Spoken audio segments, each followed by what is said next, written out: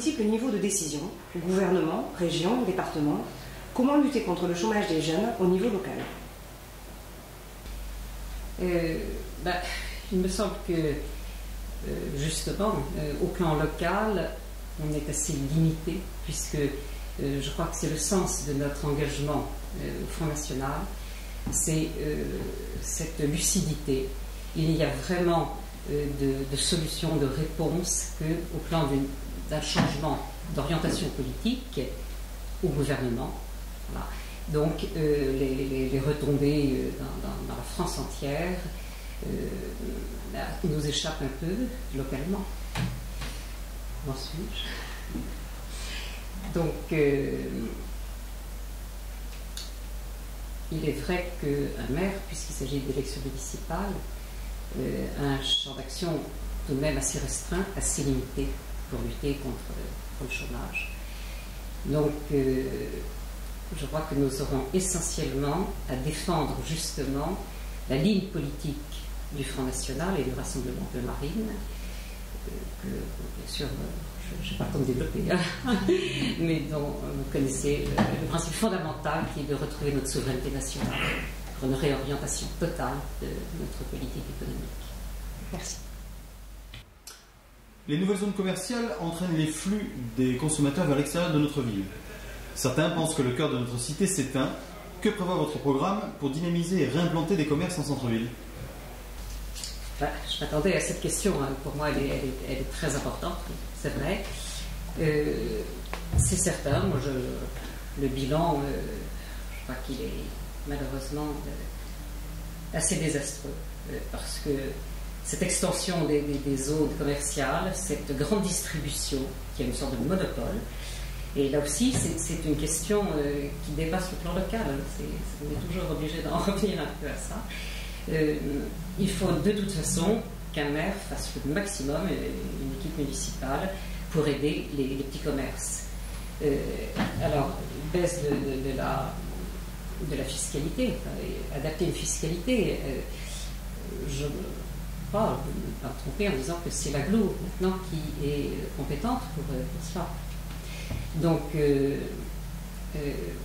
je crois que oui, ce sera un point absolument central. Il faut aider ces petits commerces. Le centre d'Agen pourrait être merveilleux. Je trouve que c'est une très jolie ville. Et d'ailleurs, je salue au passage ce qui a été fait, les rues piétonnes. Je suis tout à fait reconnaissante à la municipalité de M. Dionis d'avoir commencé ce travail. Ceci dit, aussi pour rendre attractif ce centre, il est très urgent de faire un gros effort de ravalement des façades, de remise en état, au moins peut-être pas tous les logements intérieurement, parce que je sais que ça représente des investissements énormes, mais au moins d'aider les propriétaires, de les inciter à rénover les façades, ce qui en plus créerait de l'emploi pour les artisans et les petites entreprises du bâtiment. Et ça, je crois que ça jouerait parce que ça rendrait très attrayant ce centre qui le mérite. Merci. L'image Pruneau Rugby n'est-elle pas un peu réductrice de ce qu'est Agen? Comptez-vous mettre en avant d'autres atouts de notre territoire afin de développer d'autres formes de tourisme et attirer étudiants et jeunes actifs sur Agen? Ah oui, bien sûr. C'est quand même... on ne va pas se limiter. Si on adore les pruneaux, le rugby, c'est pas trop ma partie. Mais c'est bien sûr... il faut développer, je crois justement, au plan touristique, tout ce patrimoine architectural qui est considérable. Il y a déjà eu des efforts, mais je crois qu'il faut, ça rejoint d'ailleurs un petit peu aussi ce que je disais à propos du commerce, parce que finalement tout est concerné par cette question. Donc il y a beaucoup de touristes qui passent par Agen sans se rendre compte des richesses d'Agen. Et ça, j'en ai eu des échos auprès des commerçants, enfin surtout des restaurateurs, qui sont assez frappés que l'été, quand circule toute une population importante qui va vers le sud, qui s'arrête à Agen pour déjeuner à toute vitesse, et qui ne se rendent absolument pas compte qu'ils sont dans une ville historique où il y a des tas de choses à découvrir. Donc je crois qu'il faut vraiment faire un gros effort sur le tourisme à Agen. Alors autrement, bien de façon en dehors de cet aspect qui est comme ponctuel dans la vie de la ville, il y a bien sûr insisté sur les richesses gastronomiques de la ville, de la région. Donc oui, je crois qu'on peut développer ça beaucoup. C'est pour ça que ça me fait beaucoup de peine de voir les restaurateurs qui galèrent vraiment en ce moment. Ici, évidemment, on est dans une table prestigieuse, mais enfin, je crois qu'il faut insister sur ces ressources gastronomiques d'Agen. Merci. Quelle est votre position sur les infrastructures à développer lors du prochain mandat, notamment concernant la ligne LGV, le 3e pont ou la liaison entre les deux gares? Alors là, je suis plus proche de la position de M. Essaley que de celle de l'actuelle municipalité, car je pense que cette gare et cette ligne LGV ne sont pas la priorité absolue. Mais je n'ai pas une position tout à fait tranchée tout de même. Il est vrai que le gouvernement a donné son accord. Ceci dit, le financement reporté sera peut-être un jour remis en question. C'est pas du tout acquis, je pense, définitivement. Et autant que j'ai pu écouter les Agenais, c'est pas non plus une priorité pour eux. D'autant que cette gare en centre-ville, je crois, est excellente justement pour la population agenaise. Elle est très bien située. On y a fait quand même des frais considérables, même si la municipalité n'a pas supporté le plus gros des dépenses. N'empêche que quand même les Agenais contribuent. Et je trouve que c'est pas très cohérent d'avoir fait cela sans savoir encore l'avenir de la future gare. Donc, je trouve que ça mérite réflexion et que, personnellement, en plus, moi, toutes les personnes que je connais qui viennent de Paris, qui font l'usage de cette gare, n'y sont pas favorables. Je pense que le centre-ville est très, très bien. Merci. Selon vous, quels sont les atouts et les limites de la stratégie de développement économique déployée sur Agen à ce jour? Quels sont vos objectifs sur le mandat à venir? Alors, ce qui a été fait à ce jour,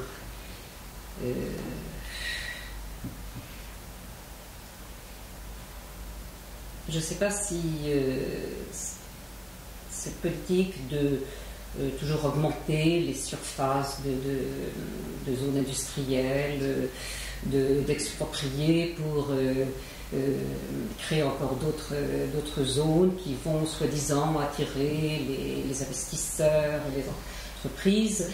Je ne suis pas sûre du tout que ce soit le bon moyen, que ce soit efficace. Bon, je ne sais pas si dans la situation actuelle de l'économie nationale, on peut avoir localement une stratégie très précise. Je vous avoue aussi que, n'étant pas encore au conseil municipal, je manque un petit peu de données sur tout ce qui a été fait et sur tout ce qui pourra être fait. Donc je crois que c'est vraiment, une fois élu, que nous pourrons faire un véritable audit, un état des lieux suffisant pour répondre à ces questions-là. Merci. Pensez-vous, en tant que maire, pouvoir influer sur la situation de l'entreprise BMS UPSA, et si oui, comment? Ah, merci, c'est incontournable. En tant que maire, là, vraiment, je crois que les possibilités sont très limitées. La décision n'appartient pas à la municipalité d'Agen. Elle appartient en partie au gouvernement, en partie aux actionnaire. Donc, qu'est-ce qu'on peut faire à part un soutien moral, je vais dire, et le fait, bon, c'est déjà ça, c'est toujours très bien d'être à côté des salariés quand on sait la gravité de tomber de ces décisions. Mais que faire? Ce gouvernement aura-t-il la volonté de donner la priorité aux emplois locaux sur une rentabilité? Bon, bien sûr, on peut espérer que peut-être il y aura suffisamment je sais pas comment dire, d'esprit d'initiative de la part des actionnaires pour diversifier la production et sauver les emplois. Mais encore une fois, le magasin ne sera pas déterminant. Merci. Certains nous disent que la seule façon de profiter de la Garonne est de se trouver sur le pont de Pierre ou de Beauregard lors des bouchons quotidiens. Même si Agen n'est pas Bordeaux, envisagez-vous de développer les bords de Garonne, et notamment face au gravier? Oui, alors là, c'est vraiment justement un sujet sur lequel je me pencherai une fois que j'aurai toutes les données, et je crois que je ne peux pas trop développer ça. De fait, payez là comme ça, je rentre dans le club. Non, pas de souci. Très bien. Je vais vous poser la 8e question. La parité, d'accord, mais pas seulement hommes-femmes. Pensez-vous avoir choisi pour votre liste des personnes qui représentent suffisamment bien la ville dans toute sa diversité? Écoutez, je crois finalement. Je crois que je n'ai pas choisi vraiment dans cette optique. J'ai choisi des gens de conviction qui défendent des idées, qui défendent une ligne politique sans faire très attention dans le détail à cela. Ceci dit, il se trouve, on me l'a fait remarquer qu'il y a un certain nombre de retraités sur ma liste et qui, de fait, ont quand même exercé des fonctions très diverses, puisque j'ai d'anciens policiers, j'ai un colonel de gendarmerie, j'ai un juriste, j'ai donc si des compétences diverses et variées, donc c'est trouvé comme ça, mais ce n'est pas un choix absolument délibéré. Le choix, c'était plutôt, et d'ailleurs les personnes sont présentées, encore une fois, des gens qui ont des convictions politiques. Si vous ne deviez retenir qu'une seule des propositions dans le programme de l'un de vos adversaires, laquelle? Une seule de leurs propositions. Écoutez, je serais très embarrassée parce que, vous voyez, quand je regarde le programme de l'un et de l'autre, pour parler que des deux principaux, évidemment, il n'y en a pas une, il y a quand même un certain nombre de choses de bon sens qui tombent sous le sens, qu'on partage. Hein. Je ne vois pas qui va dire il faut rien faire pour le centre-ville, ou il ne faut rien faire pour la sécurité dans Agen. Donc là, il y a quand même, sauf que, par exemple, sur la sécurité, je trouve qu'ils sont très très en deçà de ce qu'il faudrait faire. Voilà. Mais ce n'est pas un point particulier. Non, on est tous d'accord, on a quand même tous un certain sens du bien commun, j'espère. Merci. Merci. Une question maintenant sur l'économie circulaire. L'économie circulaire est un modèle de production inspiré du fonctionnement des écosystèmes. Il s'appuie entre autres sur l'éco-conception des produits, sur l'allongement de la durée de vie des produits et sur la prolongation des flux de matière, le déchet d'une activité devenant le carburant d'une autre. De nombreux acteurs économiques et de nombreuses collectivités se saisissent de ce sujet. C'est d'ailleurs cette année le thème national de la Jeune Chambre économique française. Y avez-vous réfléchi avec votre équipe? Comment, selon vous, pourrions-nous, à l'échelle de l'agglomération d'Agen, appliquer ces principes? Comment? Alors là, donc là encore, ça nécessite des compétences que je n'ai pas, je le dis tout de suite, pour l'instant. Donc ça nécessite des études, mais je trouve le principe évidemment plus qu'intéressant, fondamental, oui, c'est sûr. Mais comment mettre cela en œuvre à Agen? Avouez que vous me prenez de court. La question est longue, mais la réponse est courte. Ah, il me restait du temps. Oui. Ben, écoutez, bon, mais je crois que un maire et son équipe sont là justement pour mettre en œuvre tous les talents et toutes les compétences. Donc, c'est certainement une conception, oui, là que je trouve primordiale et à approfondir, à étudier très sérieusement, mais je ne peux pas rentrer dans le comment.